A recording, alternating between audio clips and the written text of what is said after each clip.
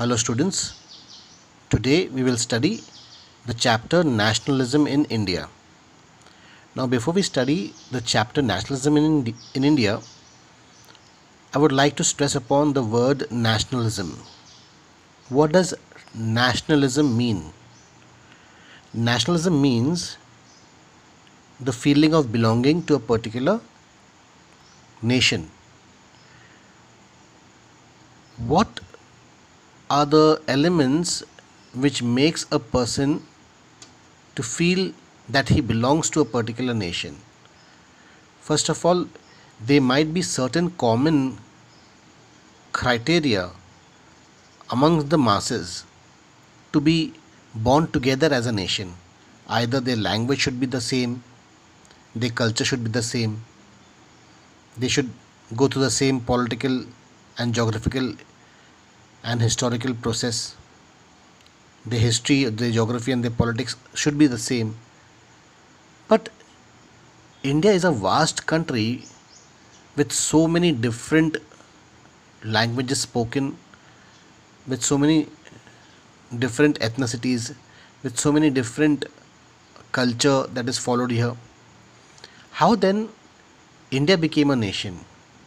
In fact, most of the South Asian countries are very similar to the setup of India, and the one common thing among these countries are the anti-British feelings or the anti-imperialist feelings. Before we attained independence, India was ruled by the Britishers. Some other countries were ruled by the French, some by the Germans.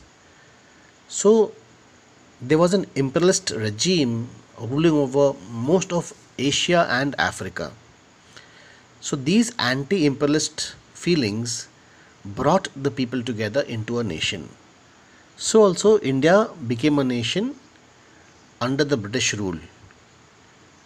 India became a nation because of the tyrannical rule of the Britishers, the oppressive rule of the Britishers. So the growth of modern nationalism is very intimately connected to the anti-colonial movement. When the people began to protest against the Britishers in India, India became a nation, or the people felt the feeling of nationalism amongst them. People in India, they united themselves and they began to protest against the oppressive colonial rules. The sense of being oppressed under the colonialism provided a shared bond that tied many different groups in India together. The Congress under Mahatma Gandhi tried to forge these groups together within one movement, but the unity did not emerge without a conflict. So, in this chapter, we will pick up the story from the 1920s and study the non-cooperation and the civil disobedience movement. The First World War, Khilafat, and the non-cooperation movement. So, this period of 1919 was a time when a war broke out. It was no ordinary war. Two hostile groups were formed: the Allied powers and the Axis power, the Central powers comprising of Germany, Austria-Hungary, and Italy. These were the Central powers. And the Allied powers, the powers which came together, that was France, England, Japan, later on USA. Before USA it was Russia. So these two hostile groups came together to fight a war. Mostly France, Germany and British, they were having their colonies. They were having their colonies in Africa and in Asia. So Since the colonies were under the Britishers or the Germans or the French, even these colonies were dragged into the war. The year after 1919, we see that the national movement spreading to new areas, especially in India, incorporating new social groups and developing new modes of struggle. So, first of all, the war created a new economic and political situation. This situation led to a huge increase in defense expenditure, which was financed by war loans and increasing taxes. Customs duties were raised and income taxes were introduced. Now, the European countries were fighting wars and the colonies had to bear the brunt of these wars. Why? Because now the European countries had to invest a lot of money into producing war equipments. For this, they had to take loan, and how to repay the loan? To repay the loan, they began to tax the people who were governed by them. So we were burdened by custom duties. We were burdened by the rise in prices with increasing taxes. New taxes were being introduced upon the people. Through the years, prices increased, doubling between 1913 and 1918. The price doubled almost within just a span of 5 years. From 1913 to 1918, the price of commodities doubled. This led to extreme hardship for the common people. Secondly, villagers were called upon to supply soldiers. Now, for the war, they required soldiers. So they picked up strong, young, able-bodied men from the villages. These men were forced into joining the army and taking part in the war. In rural areas, this caused great widespread anger because rural area was more connected with agriculture, and all the strong farmers were being made into soldiers, and only the old people were left behind to do the farming. And moreover, many parents were against sending their children to fight wars, but these boys were being forced into the army, forcefully recruited into the army. So the anger among the people was doubling up. Then in 1918 and 1919 and 1920-21, there was a severe failure of crops in many parts of India. Maybe because of war, climatic change, maybe because there were no able-bodied farmers to till the soil, the crops failed. And the people faced shortages of food. Now, this was accompanied by another influenza, another epidemic like we are going through now. The same thing, like it was known as the Spanish flu. In 1918, this sort of a flu, a viral fever, began to spread among the masses.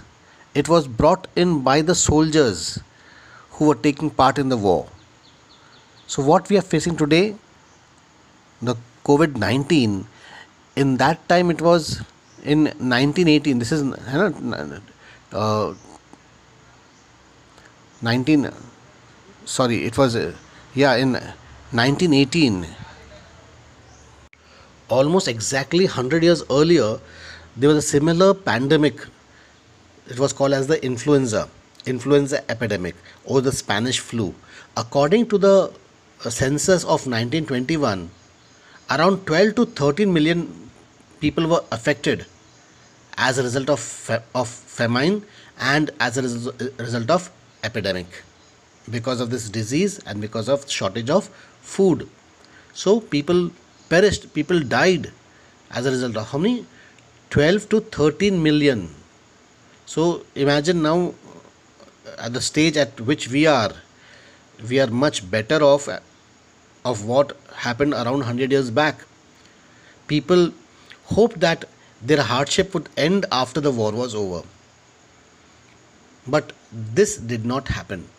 People felt that once the war gets over, once the war is over, the war started in 1913 and lasted till 1919. Okay, the First World War started in 1913 and it lasted till 1919. So, even after the war got over, people were still facing the hardship. The prices were still high. People thought that अब तो जंग ख़त्म हो गया तो सस्ता हो जाएगा, लेकिन वैसा कुछ नहीं हुआ. एक बार कीमतें बढ़ती है तो वो उतरती नहीं है. सेकेंडली, अनाज, किसान, बहुत सारे लोग वॉर में अपाहिज हो गए थे. बहुत सारे जो सोल्जर्स थे वो डिस्प्लेस हो गए थे. कई लोग वापस अपने शहर, अपने गांव नहीं आए. तो सिचुएशन जैसे के वैसे थी, जो के त्यों थी. So at this stage a new leader appeared and suggested a new mode of struggle. तो इस समय ऐसा हुआ जैसे कोई फिल्म में कोई हीरो की एंट्री होती है, उसी प्रकार से यहाँ पर हमारे महात्मा गांधी की एंट्री हुई. और इनका जो स्ट्रगल का तरीका था, इनका जो विरोध करने का तरीका था, वो बहुत ही अनोखा था, बाकी सबसे हटकर था. So at this stage a new leader appeared and suggested a new mode of struggle. And what was that? That was the idea of सत्याग्रह. महात्मा गांधी का क्या नया कॉन्सेप्ट क्या था? सत्याग्रह, सत्या आग्रह. तो सत्य और आग्रह ये दो अलग अलग वर्ड को मिलाकर सत्याग्रह बना है.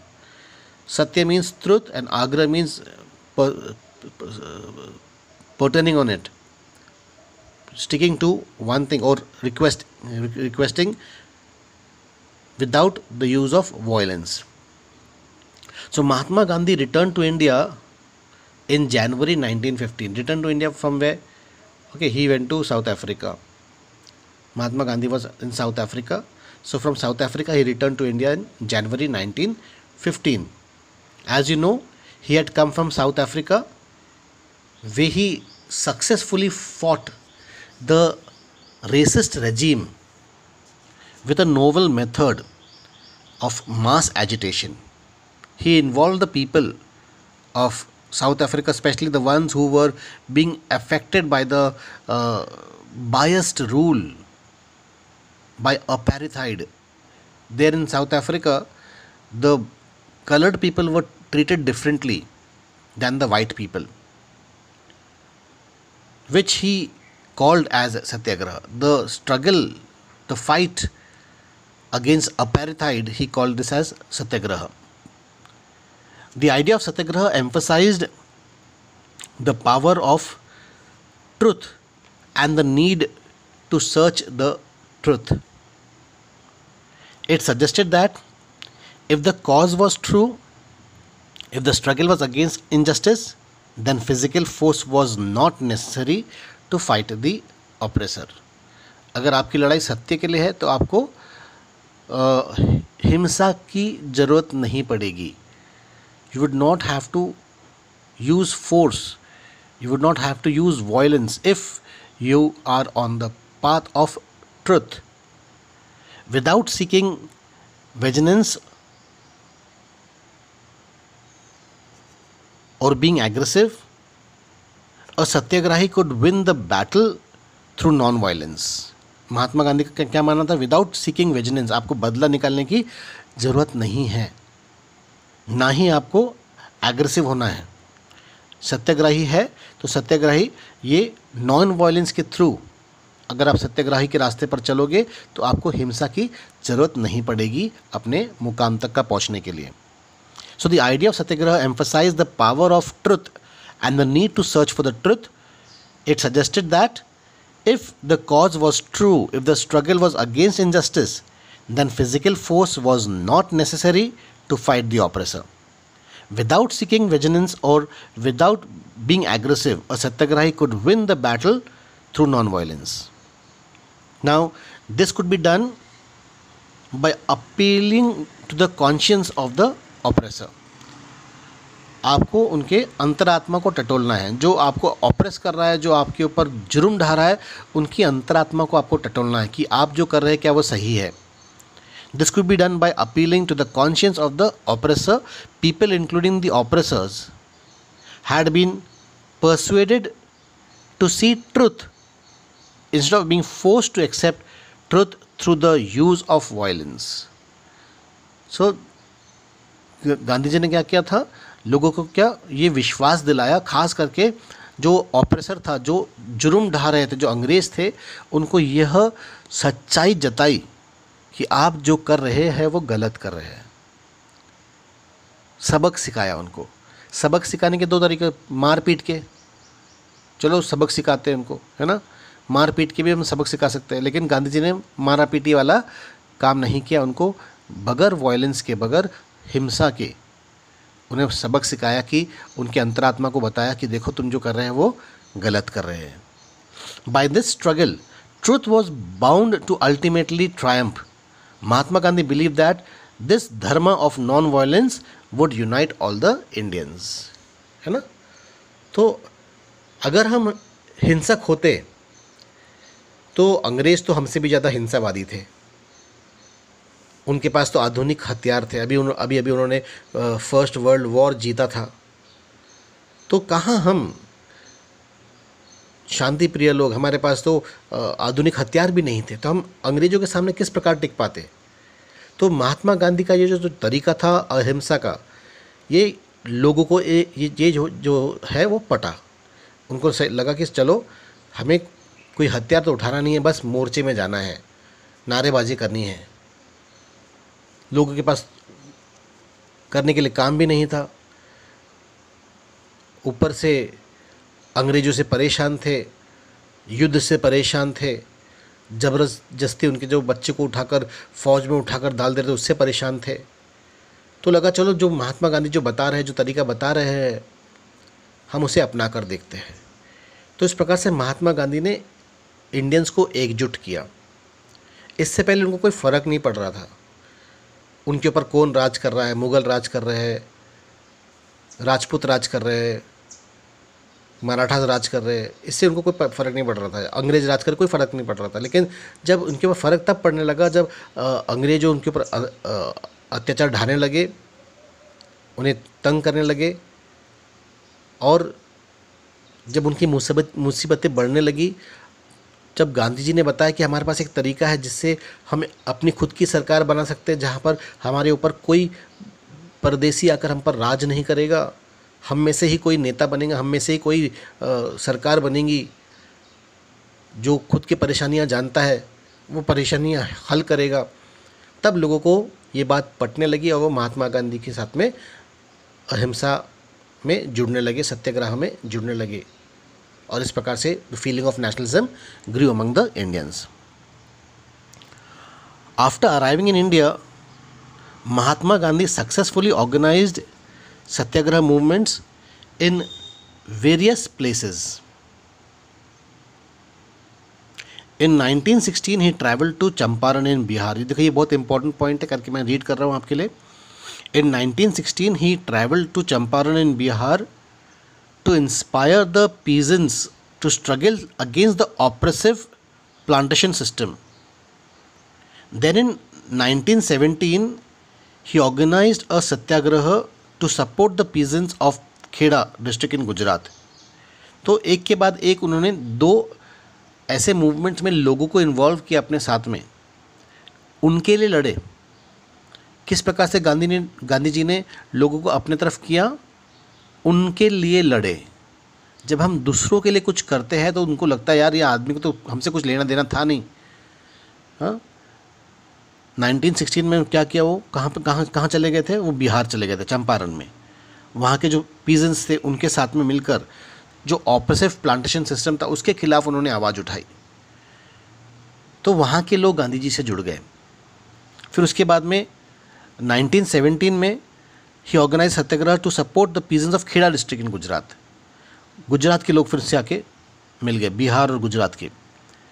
Affected by crop failure and a plague epidemic, the peasants of Kheda could not pay the revenue and were demanding that revenue collection be relaxed.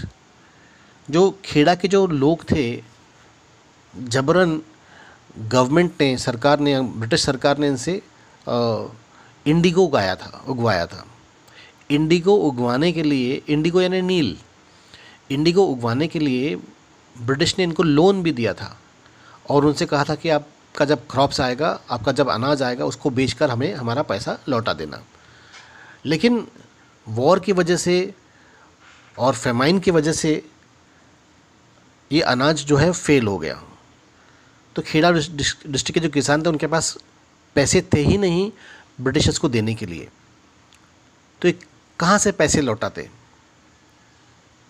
तो गांधी जी ने खेड़ा डिस्ट्रिक्ट में जो गवर्नर था उससे रिक्वेस्ट किया कि इनके जो पैसे जो है, उनको जो कर्ज इन्होंने लिया, इनको इसमें कुछ रिलैक्सेशन दे दे, कुछ समय दे दे, या कुछ परसेंटेज इनका जो लोन है उसको माफ़ कर दें। Affected by crop failure and a plague epidemic, the peasants of Kheda district could not pay the revenue and were demanding that the revenue collection be relaxed. फिर इसके बाद 1918 में महात्मा गांधी ने अहमदाबाद के जो फैक्ट्री वर्कर्स हैं, कॉटन मिल फैक्ट्री में, उनको भी उनके आंदोलन में उनको इकट्ठा करके फैक्ट्री वर्कर्स ने के साथ में मिलकर फैक्ट्री ओनर्स के खिलाफ आवाज़ उठाई। In 1918, Mahatma Gandhi went to Ahmedabad to organize a satyagraha movement amongst cotton mill workers. तो इस प्रकार से गांधी जी ने क्या किया, पहले जो वर्कर्स थे, जो फार्मर्स थे, उनको अपने साइड कर लिया, उनके मुसीबत में उनका साथ देकर। तो इस प्रकार से देखो, आपको अगर कुछ चीज़ लीड करना है, to be a leader, first you have to be a follower, you have to follow your own people. उनके प्रॉब्लम्स को समझना ज़रूरी है। तो गांधी जी ने किसानों की प्रॉब्लम्स समझा था और जो मिल वर्कर्स है उनके प्रॉब्लम समझा था। इससे पहले जो कांग्रेस जो थी वह केवल और केवल जो मिडिल क्लास थी, जो एजुकेटेड क्लास था, उसी के प्रॉब्लम को लेकर ब्रिटिश के खिलाफ लड़ती थी। तो लोगों को कांग्रेस के साथ में जुड़ने का कोई फ़ायदा ही नहीं हो रहा था। लोग कब जुड़ेंगे मूवमेंट में, जब उनका भी कुछ ना कुछ फ़ायदा हो जाए। तो गांधी जी ने ये जब टूर किया, जब साउथ अफ्रीका से वापस आए, तो उन्होंने काफ़ी अच्छे प्रकार से, एक तो एक्सपीरियंस मिल गया था उनको साउथ अफ्रीका का, और इंडिया का दौरा लगा लिया। इंडिया में क्या प्रॉब्लम थे, गुजरात में, राजस्थान में, वहाँ के जो, क्योंकि वो वहीं के रहने वाले थे, गुजरात के रहने वाले थे, तो वहाँ की जो समस्या है, जो लोकल प्रॉब्लम, पहले लोकल प्रॉब्लम को सॉल्व करने की कोशिश की। वो डायरेक्टली नेशनल प्रॉब्लम्स में नहीं उतरे, वो डायरेक्टली एक नेशंस लीडर बन के नहीं उतरे, वो पहले अपने लोकल इलाके के, चंपारण, खेड़ा, अहमदाबाद, यहाँ के लोगों को उन्होंने पहले मदद की। यहाँ पर देखो किस प्रकार से उन्होंने कामयाबी हासिल करी। अंग्रेज भी गांधी जी से सतर्क नहीं थे, क्योंकि मूवमेंट छोटा था। गांधी जी की डिमांड जो थी वो छोटी थी, लेकिन ये छोटी छोटी डिमांड्स ही देखो कैसे बूंद बूंद से बनता है सागर बोलते हैं ना, वैसे छोटे छोटे डिमांड को फुलफ़िल करके ब्रिटिशर्स को मनवा कर गांधी जी एक लोगों के लोकप्रिय नेता बन गए। इस प्रकार से the feeling of nationalism grew among the people in around Gandhi ji, around the Congress became the core, the Congress became the face of nationalism in India.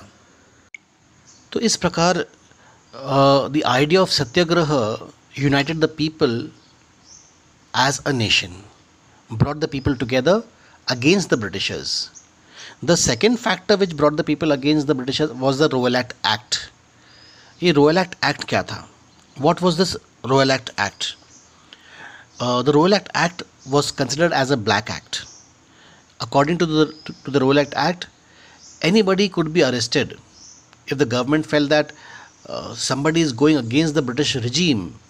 They could be arrested without even a warrant, without even issuing a warrant, and no case proceeding would be heard this person would be directly put into prison.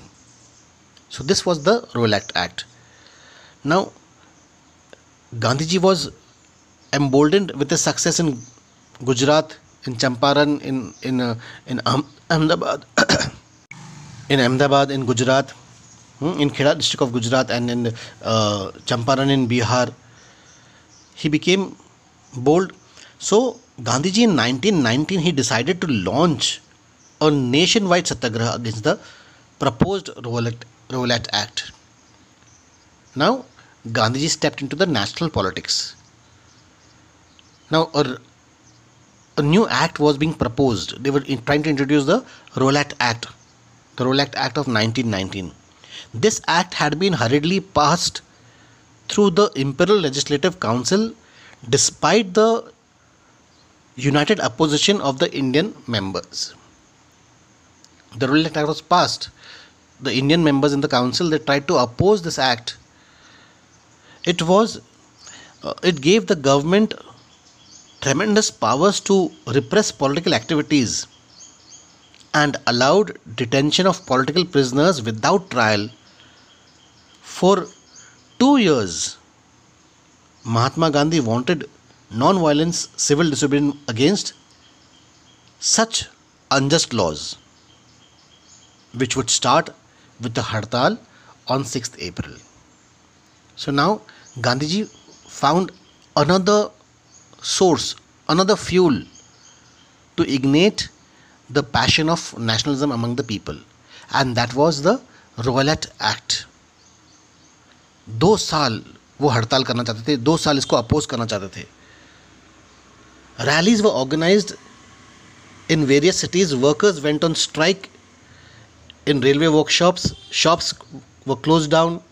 Alarmed by the popular upsurge and scared of that lines of communication such as the railway lines and telegraph lines would be disrupted by the people, the British decided to clamp down upon the nationalists. तो हड़ताल चालू हुआ 6 अप्रैल को. लोग हड़ताल करने लगे. Railways में काम करना बंद, टेलीकम्युनिकेशंस में काम करना बंद. लोग सड़क पर उतर आए, रैली निकालने लगे. ब्रिटिश को लगा शायद ये जो इंडियंस है वो हमारे रेलवे लाइंस ख़राब कर देंगे, टेलीग्राफ लाइंस तोड़ देंगे. तो उन्होंने सोचा कि अब हम हड़ताल वाले के ऊपर कार्रवाई करते हैं.